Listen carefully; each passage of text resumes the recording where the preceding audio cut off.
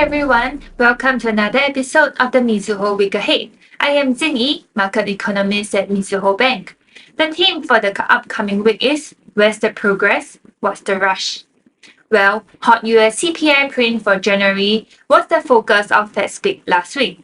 Fed Governor Waller stated that recent inflation meant that it is appropriate to be patient, careful, methodical, deliberative. Whichever the choice of word it translates to, was the rush.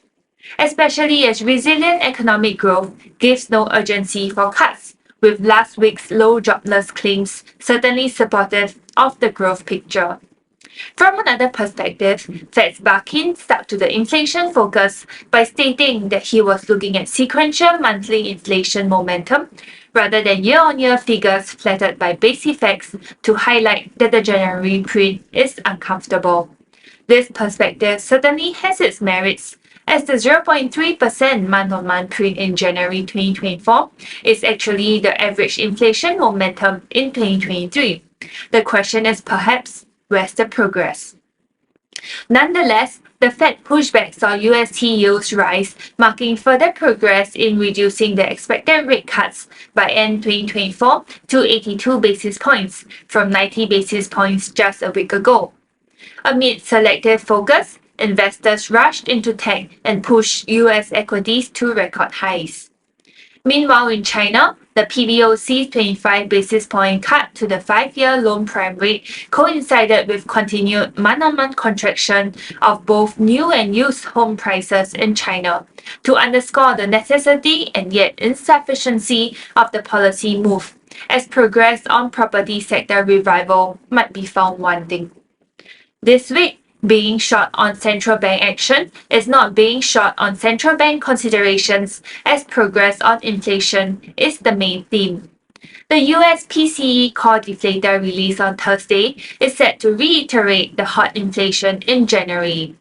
Meanwhile, Japan inflation released on Tuesday may instead challenge BOJ governor's virtuous economic cycle of inflation rising gradually. In turn, Japanese yen bulls might rush into hiding. Not to be left out, Eurozone inflation on Friday may not have made much progress towards the ECB's target. However, Euro bulls may want to refrain from rushing into positions as fragmented and fractured growth with sharp Germany PMI plunge underscore the limited scope for Euro rallies. Down under, amid fading base effects, Australia's January CPI is set to rise as robust wage growth looks to underpin prices. We expect this bump up to be well within RBA's policy calculus. In EM Asia, Indonesia's headline inflation print at the end of the week, while admittedly in a comfortable position at 2.6% in January and will likely hover around the vicinity for February, belies the volatile food inflation which necessitated cash and rice handouts.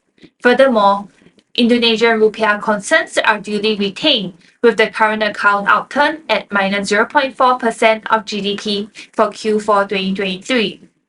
In Thailand, current account balance for January is set to slip back to a deficit from the large surplus in December 2023 as the severe goods import compression has slightly dissipated. The ongoing current account recovery remains bumpy and still very far off the large pre-COVID surpluses.